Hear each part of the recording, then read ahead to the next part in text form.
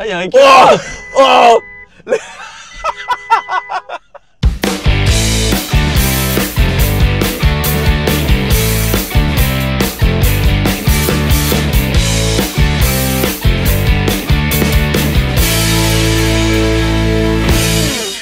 Bonjour et bienvenue sur la chaîne EV. Aujourd'hui, Autopilote Challenge, nouvel épisode. Avec une Audi cette fois-ci. Une Audi A6 Sportback Performance S-Line. C'est long. C'est bon, on a fini. Première Audi du coup qu'on teste en autopilote. Ouais, et Autopilote Challenge, nouveau format. Alors la dernière fois, on vous a présenté les nouvelles épreuves, mais on n'avait pas tourné avec les nouvelles épreuves. Celle-là, cet épisode-là, c'est bon.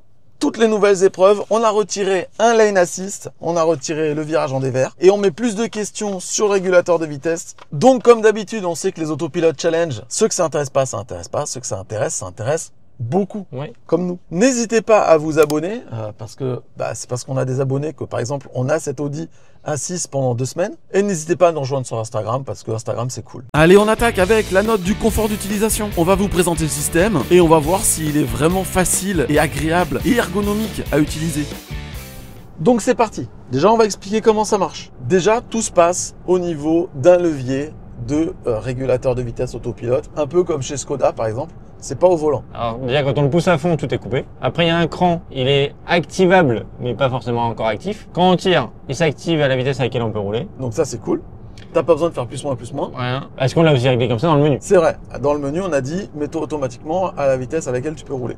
Ensuite pour changer la vitesse, si la vitesse on veut rouler moins vite ou plus vite, si on fait un gros coup de levier vers le haut, plus 10, un grand coup de levier vers le bas, moins 10. Et si on fait comme un clignotant d'autoroute, un petit coup, là vers le haut, je peux monter de 1 en 1. Donc là, ça, au niveau intuitivité, une fois qu'on le sait, ça se fait assez bien. Et le bouton 7 qui est au bout du commodo permet de se mettre, si là par exemple je ralentissais et que j'appuie, là il se met directement à la vitesse à laquelle je roule, en l'occurrence c'est 71. Et on a également devant le commodo un petit loquet qui peut faire plus-moins, qui permet de gérer la distance de 1 à 4. Et le dernier bouton, qui est le limiteur, quand on appuie dessus, on passe en mode limiteur, et quand on appuie dessus, on repasse en mode régulateur. Donc on l'a dit, la voiture peut s'adapter automatiquement à la vitesse des panneaux, et elle le fait plutôt bien. Elle s'adapte à la vitesse des panneaux de façon proactive, c'est-à-dire qu'en gros s'il y a un panneau 50 km/h dans 100 mètres, tu passeras sur le panneau des 50 km/h à 50 km/h ralenti pour se mettre bien.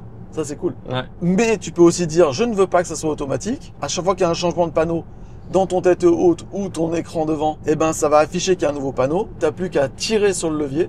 Boum, ça synchronise. Là, on est quand même pas mal. Il s'adapte à la route, c'est-à-dire que s'il y a un virage fort, il va ralentir. S'il y a un rond-point, il ralentit pour entrer dans le rond-point. Par exemple, tu es sur une ligne droite et qu'il y a une bifurcation à droite et que tu veux la prendre, tu mets ton clignotant, on l'a vu dans le Ioniq 28 Challenge, tu mets ton clignotant à droite, il sait que tu vas prendre la roue à droite, il ralentit pour prendre la route à droite. C'est fou.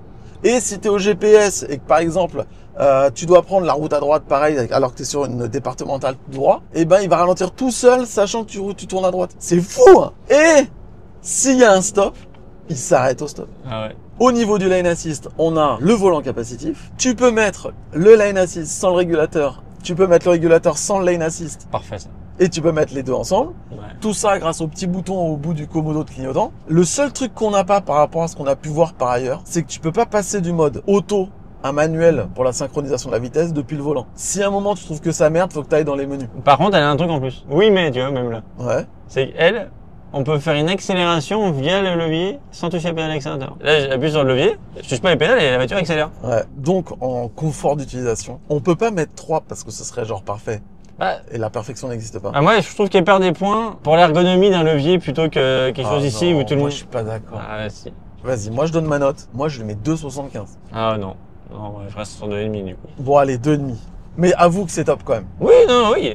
Dites en commentaire, est-ce que avoir un commodo dédié au régulateur de vitesse sous le clignotant, ça vous gêne? Est-ce que vous préférez ça sur le volant? Tu vois, il y a des marques qui veulent retirer les commodos et il y en a qui gardent des commodos sur des trucs qu'on peut avoir sur le volant et qui sont tout à fait, même ergonomiquement, beaucoup plus acceptables sur le volant. C'est vrai. Allez, on passe maintenant aux épreuves de lane assist. Maintenant, on va noter le lane assist de cette voiture en lui faisant passer quelques épreuves. Pour chacune de ces épreuves, si la voiture exécute parfaitement ce qu'on lui demande, elle marquera un point. Si elle exécute un petit peu moins bien ce qu'on lui demande, mais qu'elle nous laisse en sécurité, ça sera un demi-point. Et si elle se foire, c'est 0. Et la première épreuve, la voici, c'est la chicane du camping. Il s'agit d'un léger droite-gauche, mais assez serré. La voiture, pour rester entre les lignes, doit mettre des bons petits coups de volant. Et ce qu'on demande à la voiture, c'est de rester parfaitement entre les lignes et jamais décrocher.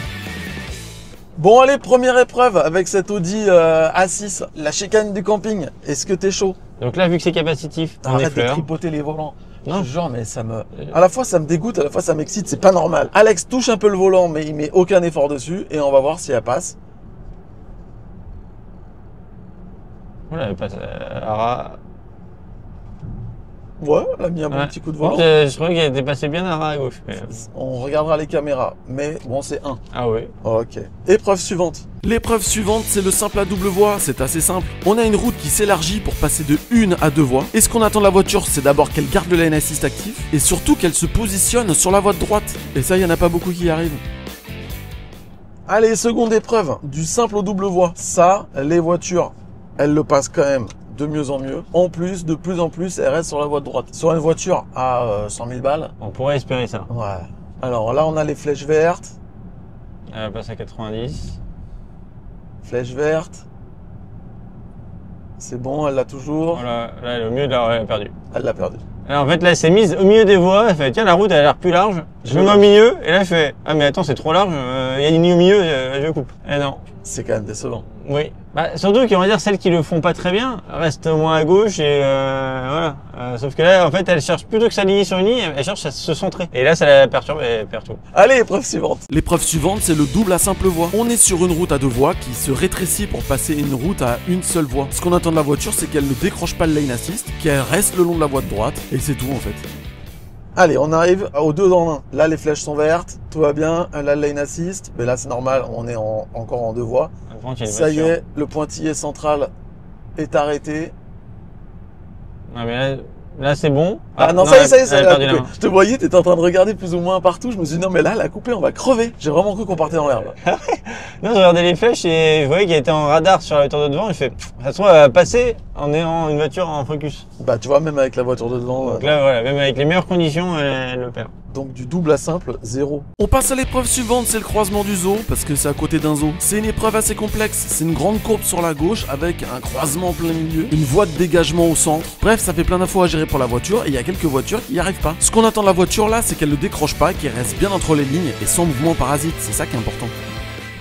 Allez, c'est le croisement du zoo avec l'Audi A6. Tu l'as annoncé très tôt, là. Je l'ai annoncé très tôt.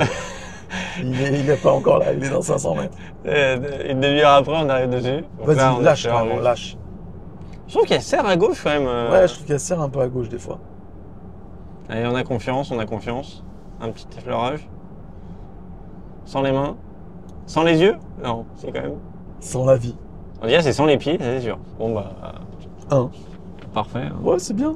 Et voici la dernière épreuve du Lane A6, c'est le S de la mort. Wouhou, ça fait peur, mais en vrai ça fait vraiment peur pour le coup. Le S de la mort, c'est un gros virage à gauche et un gros virage à droite. Quand on arrive à 80 là-dedans avec les mains sur le volant, on se dit déjà qu'on va un petit peu trop vite. Ce qu'on attend de la voiture là, c'est qu'elle reste entre les lignes et qu'elle nous laisse en vie en fait. On fait 2 passages, un premier à 70 km/h, si elle passe c'est un demi-point, et un second passage à 80 km/h, si elle passe c'est un autre demi-point.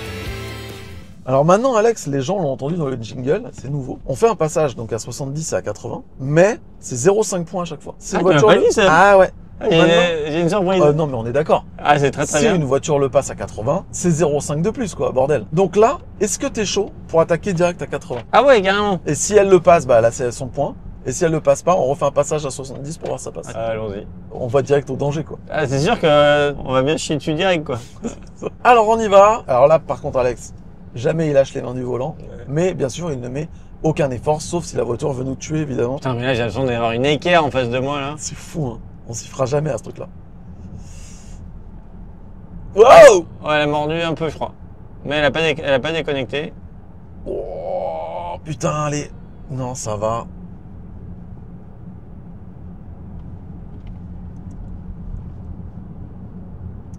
Ouais, j'ai l'impression qu'elle passera quand même. Hein. Bon, elle est passée, mais c'est pas hyper rassurant. Elle mérite son point, elle l'a fait sans déconnecter. Hein. Je te sens mitigé. J'aimerais bien voir la caméra de gauche là, pour voir si elle a bouffé ou pas. Écoute, moi ce que je te propose, on met un point. Et si Mais elle- si au visionnage, la VAR, on se rend compte qu'elle a mordu, on enlève 0,25. Ouais, Ça lui fera 0,75. ça me va. Bon allez, on passe au régulateur maintenant. On a donné des notes au Lane Assist, maintenant on va parler du régulateur de vitesse. On a plusieurs critères, un point par critère. Le but est d'avoir la meilleure note, comme à l'école. Note du régulateur de vitesse. Et c'est là où ça va. Je pense qu'on va décrocher le pompon. gros lot, le pompon. Voilà. Est-ce qu'elle accélère quand on double? Alors oui. Oui, et en Et plus dans la voie très bien dynamique. de vraiment le meilleur. Ah ouais. À égalité avec d'autres, mais franchement, c'est top. Est-ce qu'elle s'adapte automatiquement à la vitesse des panneaux? Oui. Est-ce qu'elle s'adapte manuellement à la vitesse des panneaux, mais de façon pas plus moins, une action et c'est synchronisé? Ouais. Oui. On l'a expliqué, donc est-ce qu'elle s'adapte au tracé, les ronds-points, les trucs GPS, Ouais. elle fait tout. Donc 1. Est-ce qu'elle ne double pas par la droite? Alors oui, et ça c'est tellement bien en fait. Ça c'est On se rend pas compte de cette option qui peut paraître basique, mais je trouve que c'est tellement énorme. donc ça c'est une nouvelle note qu'on a ajoutée. Ouais. Et franchement, c'est vrai que sur les longs trajets, surtout quand le trafic il commence à se densifier, avoir une voiture qui double pas par la droite, c'est top. Est-ce qu'elle gère la pluie? C'est-à-dire qu'en gros, tu roules sur l'autoroute à 130, il pleut, est-ce que le régulateur te dit faut rouler à 110? Alors nous, il a plu aujourd'hui et on n'a pas vu de réduction de consignes. Donc Trop à dommage. date, on dirait non. Trafic Jam Assist, oui, mais au bout d'un moment, il faut réactiver toi-même. Allez, c'est long. C'est pas très long. En gros, un truc qui dure au moins 2 minutes, c'est bien. Non. Donc 0,5. Ouais. Et gestion des stops ou des feux. Bah, Ah ouais. alors les feux, non. Ouais, elle gère les stops. Du coup, 0,5. 0,5. Très bonne note de régulateur de vitesse, bravo Audi.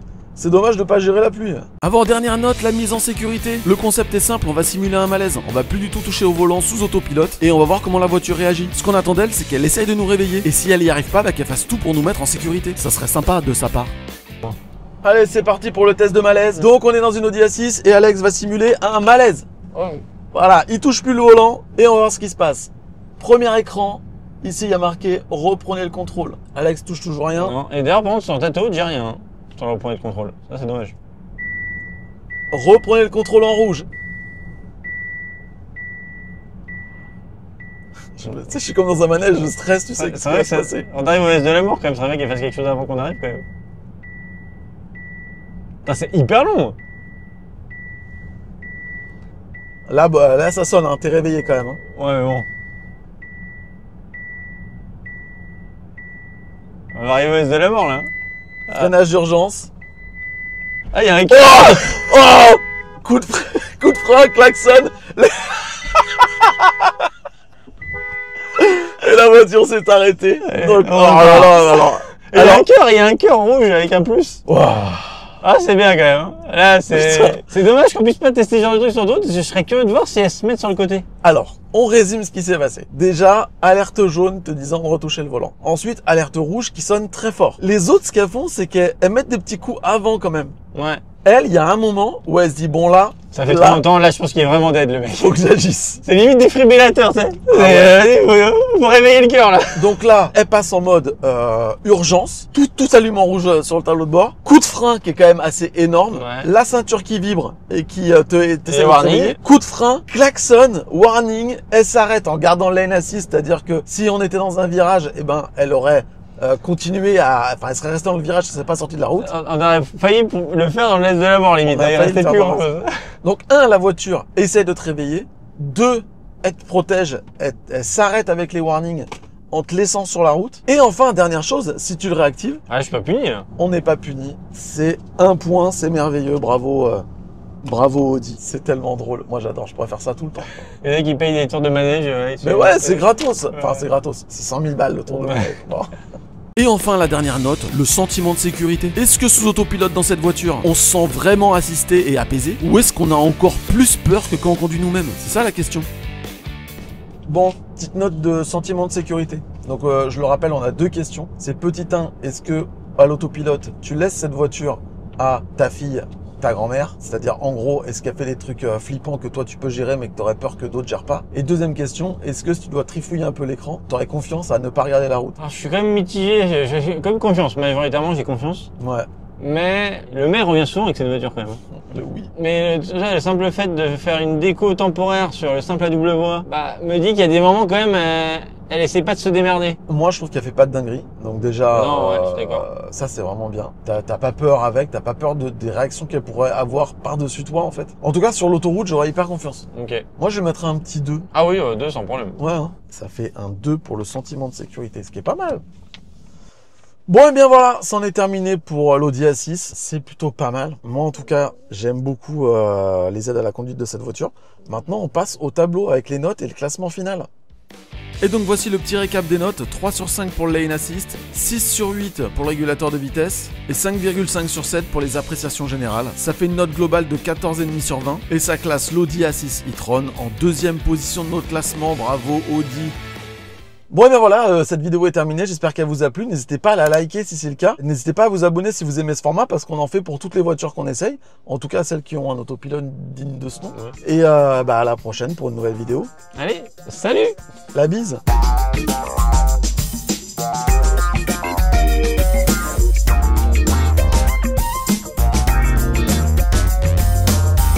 Allez, on repart faire un tour pour... Allez! pris l'action Le de la malaise, ceinture. le malaise, le malaise.